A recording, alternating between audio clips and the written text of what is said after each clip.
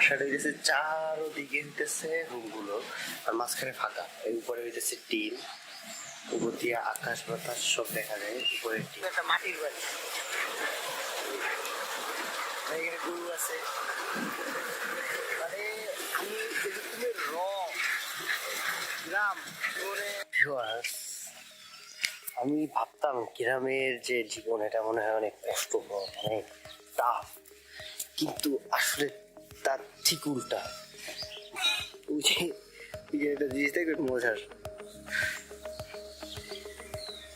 মানুষের নদী পার হইতেছে। জানি আমার মোবাইলের জুম তেমনটা ভালো না, নদী পার হইতেছে হাইটা হাইটা।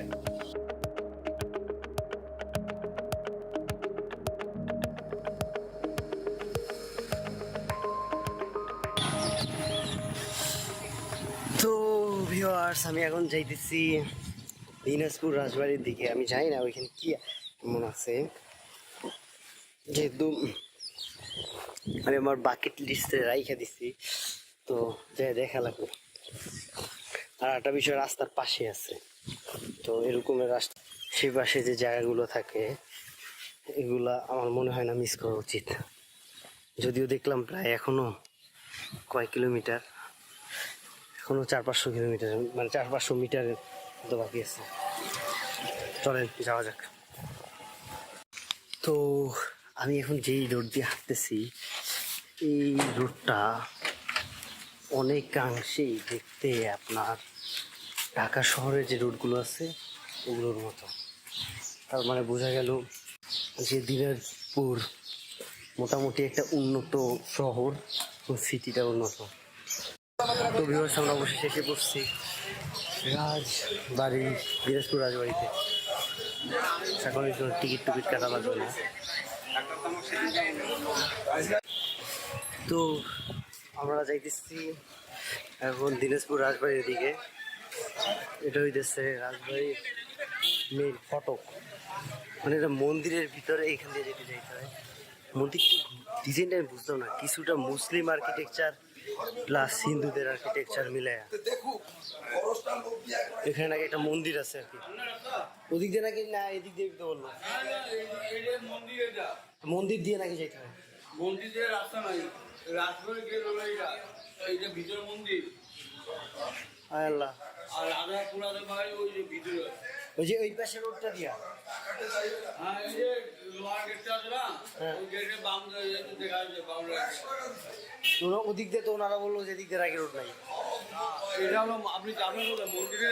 না না, আমি মসজিদে যাবো, মানে সরি রাজবাড়িতে যাবো। রাজবাড়ির গেট হলো এটা, আর ওইটা আসলে বাড়ি রয়েছে। তা এদিক দিয়ে ঢোকা যায় না? ওইদিকে লোহার গেটটা বাম দিকে। সেটাই তো বুঝতেছি না, ওদিকে লোকরা বলতেছে এদিক দিয়ে যান। জিজ্ঞাসা করতে আপনি ঢুকে চলে যান, ওটা রাজবাড়ি। কাহিনী বুঝতেছি না ভাই, একজনে বলতেছে এদিক দিয়ে, আর একজনে বলতেছে ওদিক দিয়ে। চলেন আমরাই দেখি কোনখান দিয়া।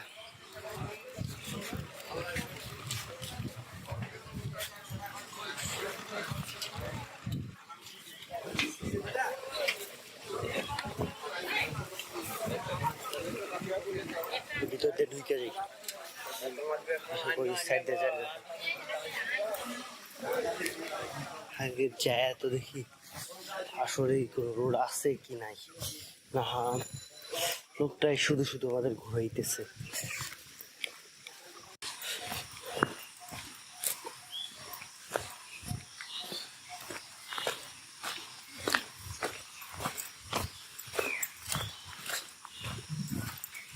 কি এদিক দিয়ে ঢুকতে হয়?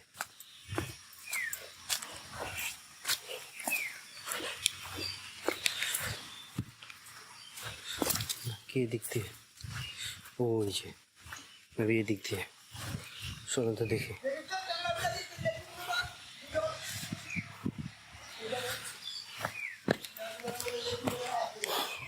দিনাজপুর রাজবাড়ি তার মানে কি সব ভাঙ্গাচুরা?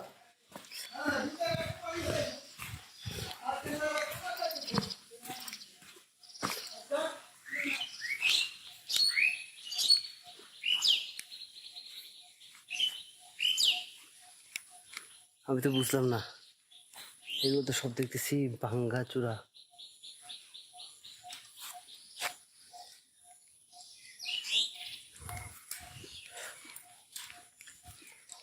দাদু, আমি ওই যে এটা তো দিনাজপুর রাজবাড়ি, হ্যাঁ? হ্যাঁ, তাহলে ওই পাশে যে রিনোভেট করা একটা জিনিস ওদিক রাস্তা আছে, হ্যাঁ ওটা কি? মন্দির। ওই পাশে রিনোভেট করা যেটা ওটা মন্দির। হ্যাঁ, আরে এটা দিয়ে যাবেন, ওটা ঢুকবে না। ও, তো এইখান দিয়ে ওইদিকে যাওয়া যায় না, ওই ঘুরে যাইতে হয়, যাওয়া যায়? ওদিক দিয়ে যাওয়া যায়, এদিক রাস্তায়। ও, এদিকে রাস্তা নাই। আর এদিক দিয়ে গেলে, হ্যাঁ, আবার ওই পুকুরের কিনার দিয়ে ধার দিয়ে রাস্তা আছে, ওই জায়গায় দাঁড়িয়ে যাবে, এটা না। ও, কারণ ওই জায়গায় রাস্তা নেই। বুঝছি বুঝছি।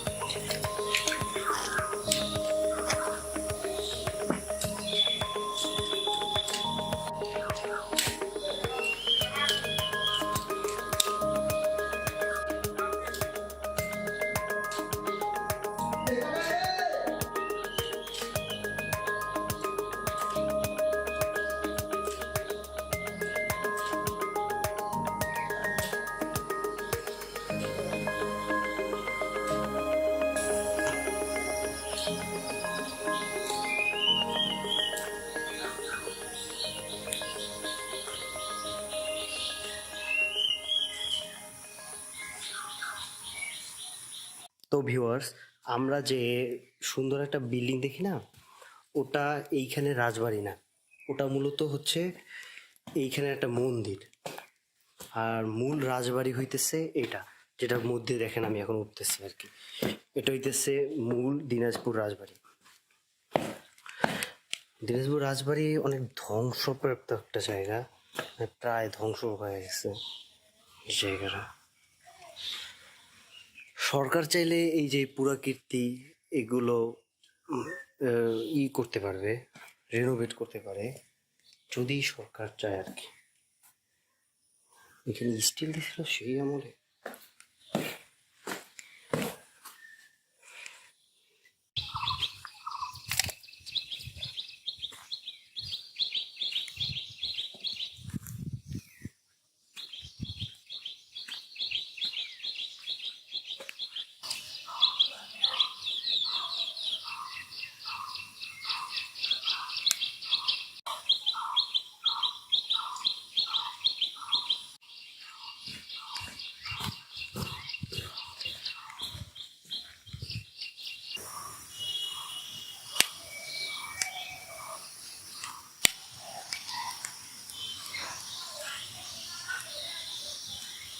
আর এদিকে হইতেছে ভিউয়ার্স, এইটার যে মন্দির, এই মন্দিরটা দেখতে অনেক সুন্দর।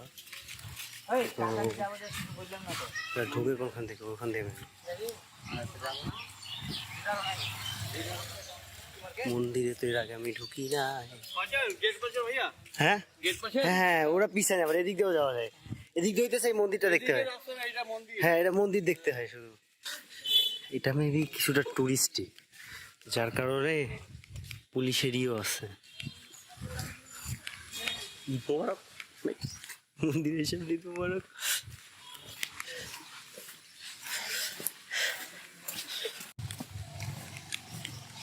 এটা কি?